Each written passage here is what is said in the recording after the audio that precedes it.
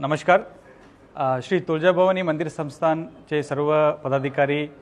विश्वस्त तसेच महंत महाराज, पुजारी मंडळाचे अध्यक्ष यांच्या उपस्थितीत आज इथे सन्माननीय सांस्कृतिक कार्य विभागाचे मंत्री महोदय श्री आशिष शेलार साहेबांच्या उपस्थितीत आणि सचिव महोदयांच्या उपस्थितीत आणि राज्य पुरातत्व विभाग ASI यांचे अधिकाऱ्यांच्या उपस्थितीत श्री तुळजाभवानी मंदिर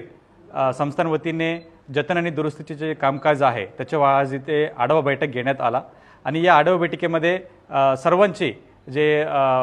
मत आहे आणि त्यांचे म्हणणं आहे ते ऐकून घेण्यात आले आहे आणि याच्यामध्ये जे मंदिर चे जतन आणि दुरुस्तीचे काम आहे, विशेषतः गाभाऱ्याचे प्रश्न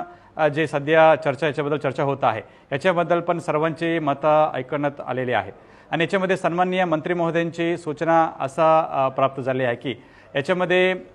ASI विभाग आणि राज्य पुरातत्व विभाग तसेच सांस्कृतिक विभाग यांनी पुन्हा याच्या संदर्भात चर्चा